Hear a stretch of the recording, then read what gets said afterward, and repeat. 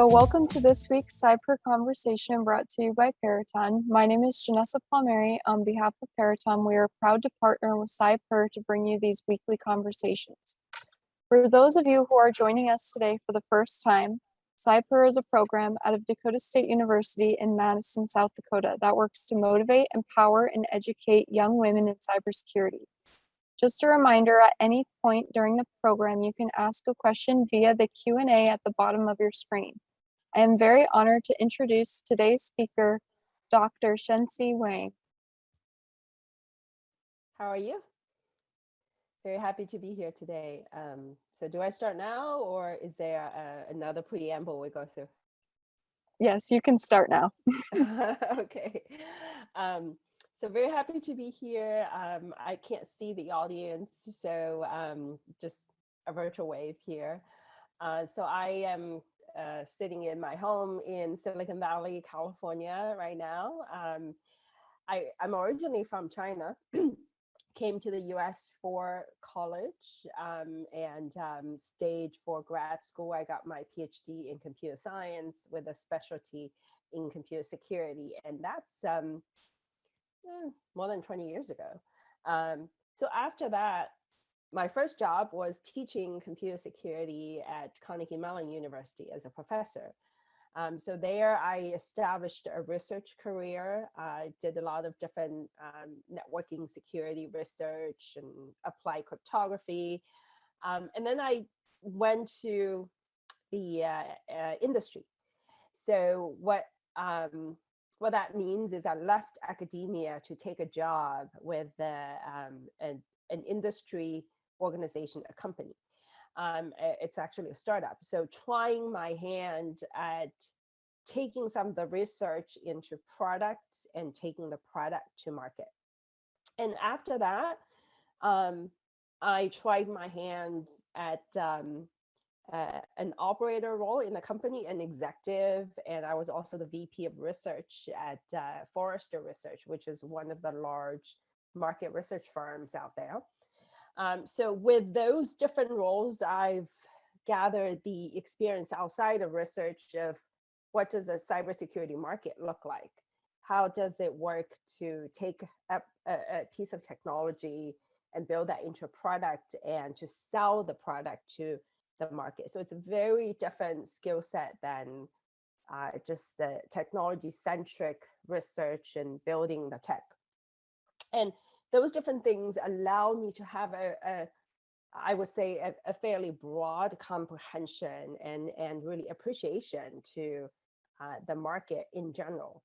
And then after that, I did a startup which was acquired by a large cybersecurity company, and it was a very good exit for everyone involved. And now I'm the founder and general partner of Rain Capital, which is an early stage cybersecurity investment firm that's based in Silicon Valley. And I'm the general partner, meaning that I manage the fund and I manage investment. So my day-to-day job is looking at cutting edge technology innovation in the cybersecurity world and trying to find the ones that will make a disruptive change to the market and invest in those companies and to grow and grow with a company, meaning that support their go-to-market motions, support their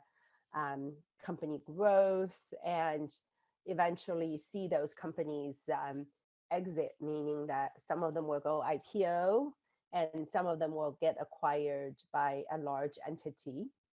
And those of us who invest in the company early on will be gratified to know that the company is growing into a large company or doing good work in the cybersecurity industry. So that's what I do on a day-to-day basis. And if you look at my career trajectory, I came from an international student, really came to the US with very little connection and no family really in the country, to establishing a career for myself and somewhat of an established name in the industry. It's an interesting trajectory, I would say, and certainly not one that I predicted when I was in school, like your age, right? So, and I think I sort of stumbled on cyber as a career and really liked it and really run with it, if you will. So I'm happy to talk to you a little bit later when we do Q&A about why I make certain decisions and why I made switch from one career path to another. Another thing I do as part of my job is to I'm a big diversity and inclusion advocate. So I do a lot of work with different companies on helping them with their diversity inclusion initiatives. And also I run a women in cybersecurity community myself. I established the community actually during COVID. It sort of started out as a social group, online social group over Zoom. But then more and more people joined. It became more of a professional network group where all of us share a passion of cybersecurity, and we have a few other high-tech industry folks as well. But we share a passion about security and diversity. Both we view those as business imperatives, right? So every company needs to be secure and every company needs to be diverse. So everybody in that community have these two objectives that really brought us together as a community. And we do different things, such as speaking to young professionals group like this one, and mentorship. And we also, as a network, we share information with each other, right? So if one of us had some problem at work, we can bring to the group and we can discuss and get not only emotional support, but really actionable advice about how to deal with a problem at work.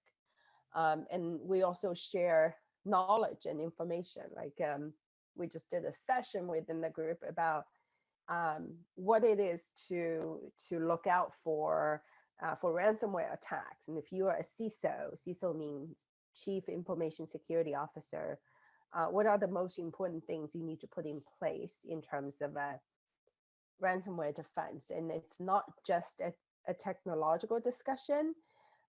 This discussion actually spans how do you deal with the legal consequence, and how do you put together an insurance strategy to support some of the things you have to do to defend against ransomware attacks. So, having this community of women where you can tap into for expertise and knowledge, and you can do a discussion group, sort of just informal discussion group, but it's a trusted group where we share tips and we ask each other questions and provide support to each other is really, really important. And I think, CybHER, your organization is one such organization as well, to encourage participants and members to gather together and share information like this one, the information session, and hopefully encourage each other to advance in the cyber industry as a career.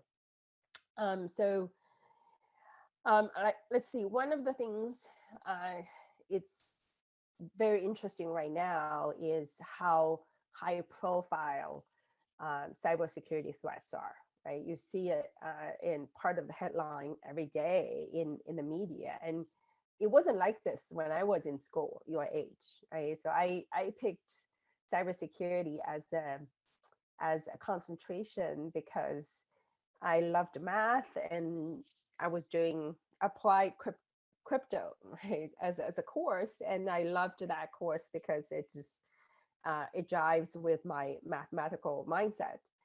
And so I started digging into applied crypto, and obviously that's one sub area of cybersecurity, and then I gradually learned network security and sort of endpoint security and all those different technologies, and that enabled me to enter cyber as an industry.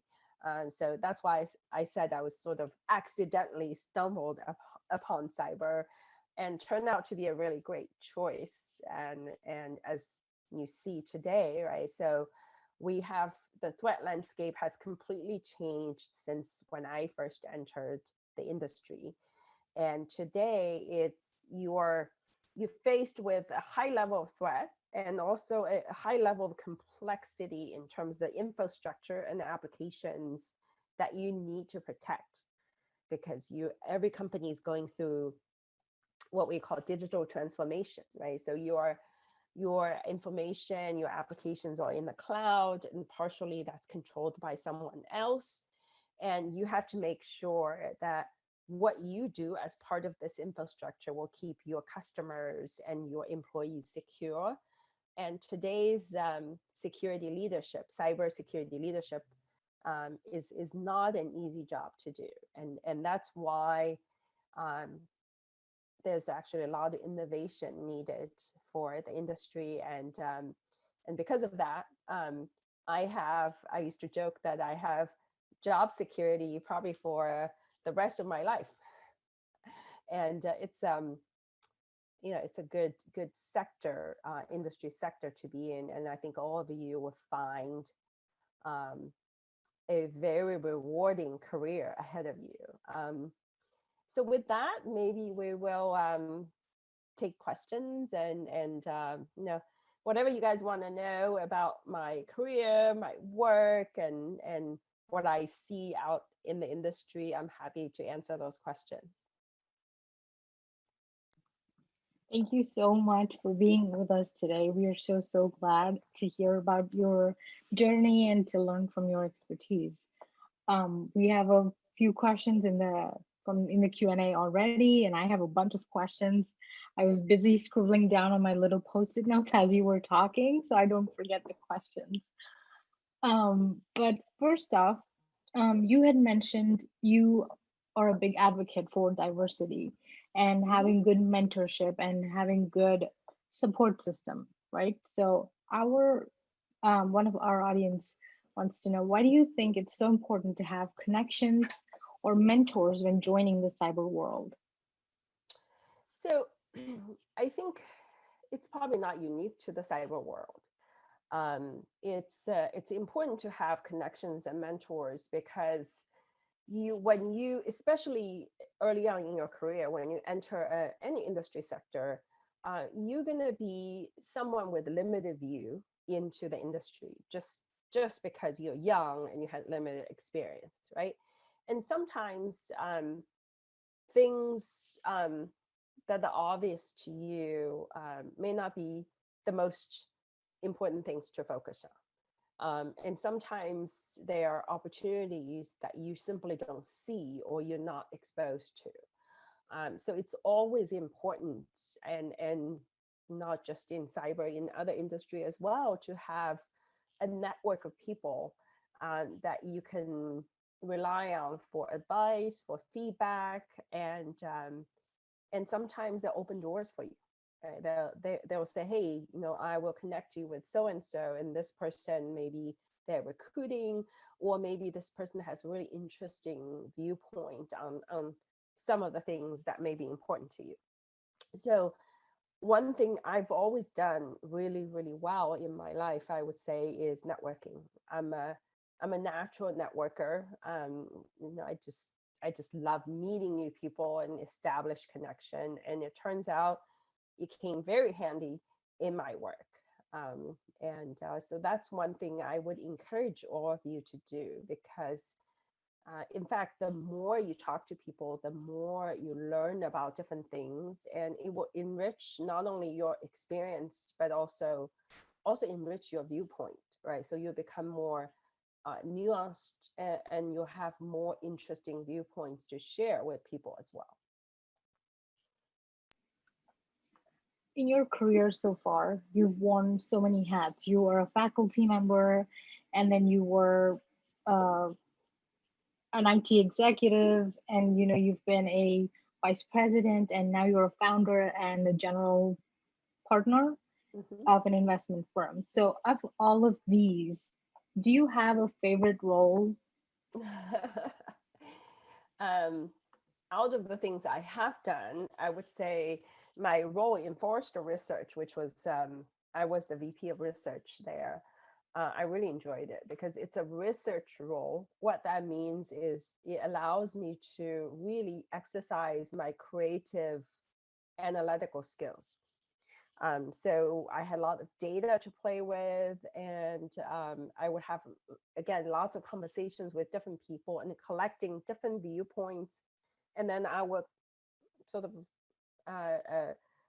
correlate them and then analyze them against the data and draw a set of conclusions and write a research report. And it's a job that not only allowed me to have a macro view on the market, on the industry, and also really gave me that focus on trending, right? So I would look at the data and really say, okay, what's going to happen next year for this kind of things? Are we projecting a 5x increase of the usage of this technology, or are we projecting 10x increase of threats and whatnot? And it really hones your analytical skills and gives you a playground, if you will, for building models and predictions. And I really enjoyed that. In some sense, my work today relies on that set of fundamental skills as well, because we have to predict where the market is going in order to make the right investment decisions. So it's in kind. So the work you do as the general partner now kind of relies on a little bit of research and all those skills. Okay, Yes, absolutely. awesome, awesome. I have two follow-up questions to that. The first one is, if you could do anything else in the cyber world, like if you could have any other role in the cyber world, what would it be? Mm. I'll probably build a company, probably be a CEO. That I'm a founder of this investment firm. I am the CEO of the firm, but I'm not a CEO of a product firm, right? So the role is different. So I may, if I'm maybe 15 years younger, if I want to do that, I might do it. Today, I'm like, that's a lot of work. Maybe I don't have the energy to do it. I love your answer. It's fantastic. I love it. My other follow-up to that question. So, Rain Capital invests in cybersecurity technology, right? Mhm. So, how do you choose which technology you back up? Is there a process that you go through? Like, I'm not, I'm not very good, or not good, but I don't know how investment works with like capital firms and stuff. So I'm just very curious. Yeah. How do you choose? So yes, there is a process, and I'm glad you asked. Remember early on, I said my market research job, right? VP of research job at Forrester really was one that I enjoyed the most, because that allows me to build a model and predict where things are going to go, and it turns out really handy, came really handy for this job, right? So for this job, I have to say, hey, I want to invest in a company in 2 or 3 years will become a very hot company. Right? Everybody would want to use their technology and would want to use their product, and they'll grow to be 5x, 10x. So and in order to make that kind of decision, we need data, we need the right analysis, but we also need we need insight on the market, right? So because I've spent so many years in cyber now, I really have an instinct about how things work. So the the data and the instinct on the market, and as well as the model we build, allows me to say, hey, I really want to bet on this company because this company is doing interesting things and their technology is growing towards the direction that the industry is growing, right? And so making a bet there. Now, we can still make the wrong bet, but at least directionally, we have to be correct. Okay, that's interesting. Yeah, like I said, I don't even know how investment works, so it's a good insight into how some things work. Yeah, and you know, it's a really interesting world.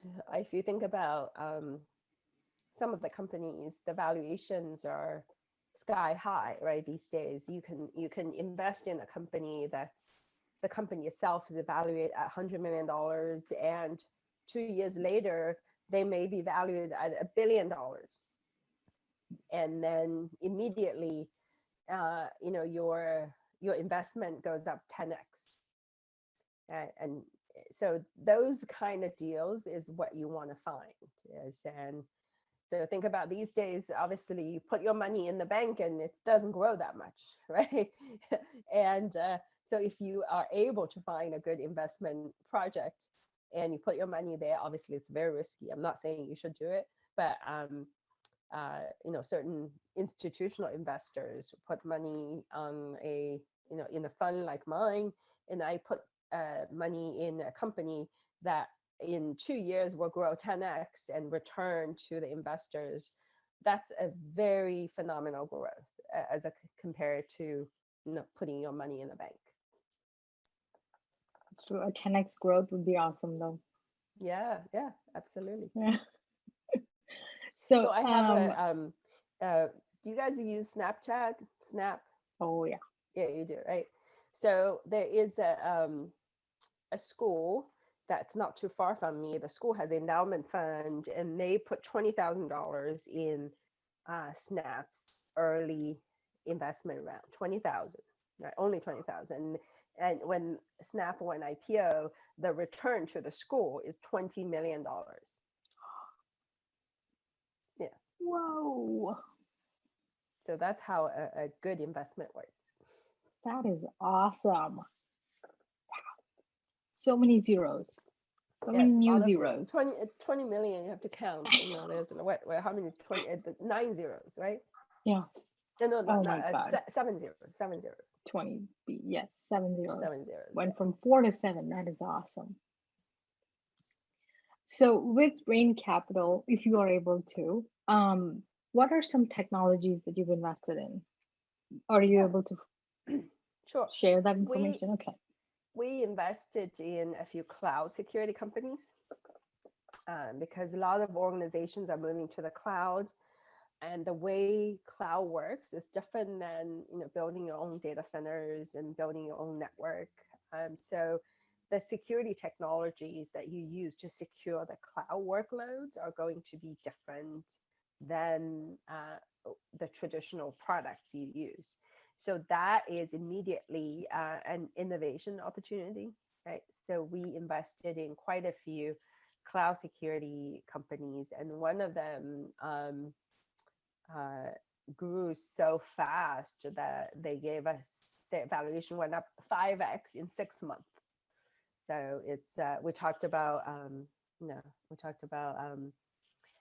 Snap went many X over, and this one's growing very well as well, right? So 5x in 6 months, and who knows how much it'll grow in 2 to 3 years. So so that's an example. We also invested in privacy technology, which is, you know, with GDPR and CCPA, which are the two very well-known privacy regulations. CCPA is a California law, GDPR is a European law, and with the implementation of these two laws, companies have to spend a lot of money on protecting customer data. And so that gave birth to a whole slew of privacy tech companies, and that is what we consider a very happening sector as well.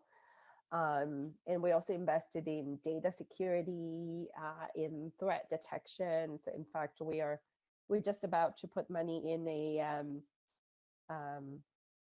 it's a little bit hard to describe, but this company helps you, they basically sell you threat detection rules. So a new threat comes, they tell you how to detect that threat, and they pre-built set of rules for you. And so you just connect to their content center and you download their rules whenever a threat comes in. So it's sort of your trusted partner for new threat detection. And that company is growing really well. They came out of Europe, but it's doing a lot of interesting work. So we're looking at investing in companies like that.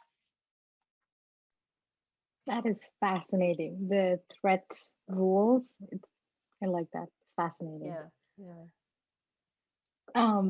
So you are a founder and essentially you are like a CEO of Rain Capital, right? So do you see or do you encounter any discrimination based on your gender even like today? I would say there's a little bit. I think every level you advance to, you may encounter a little bit of that. I'm fortunate in the sense that I have a lot of, again, I have mentors, I have champions in industry that in my ecosystem, they're both men and women who are fantastic champions for me and helped me in many different ways. That is why I'm a big advocate of you have to build your ecosystem, you have to build your support network of peers and mentors and collaborators. So they've done a lot of good things for me. There's also, anytime you enter a new line of work, if you will, right? So I was a professor, then I went to build a startup, and then I was a market research leader of market research, and then I went to be a executive of a company.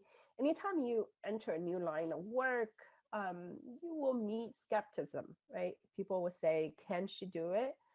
And I think sometimes as a woman, as a minority, you may see a little bit more of that skepticism, and hence many of us work extra hard to prove that we're up for the job, right?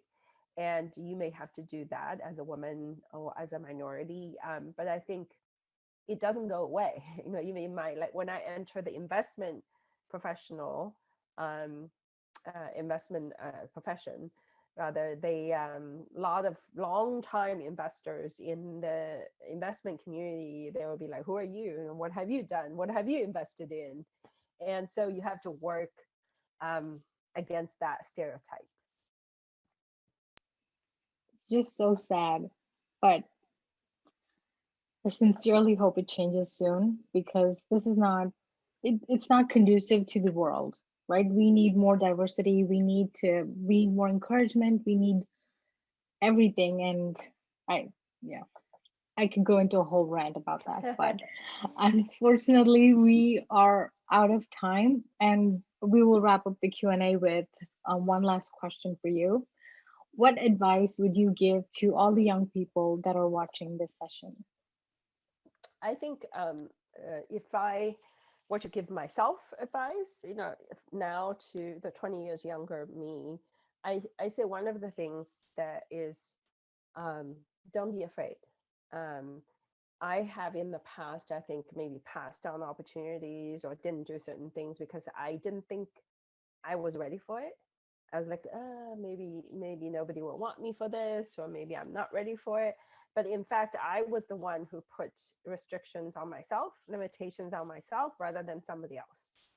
And I would say, allow yourself the freedom to grab on to different opportunities. Maybe the ones are different than what you think, but really allow yourself to do that and give yourself permission to fail.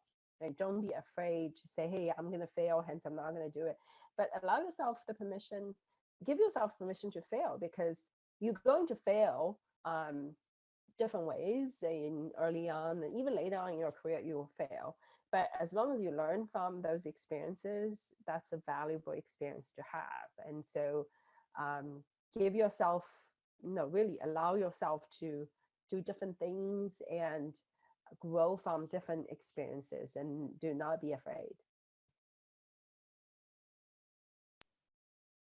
That is great advice. Thank you, Dr. Wang. So I think we are out of time here. It's 4:31 Central Time. So we're going to go ahead and open up a quick poll that we really appreciate all the viewers complete, just to know a little bit more about our demographics. So yeah, so complete the poll and then follow us on social media, our Facebook, Instagram, and Twitter. And don't forget to subscribe to our YouTube channel and check out cyber.org for more information. So thank you for joining and have a great night. And thank you, Dr. Wang, for joining us as well. Bye. Hi, thank you so much.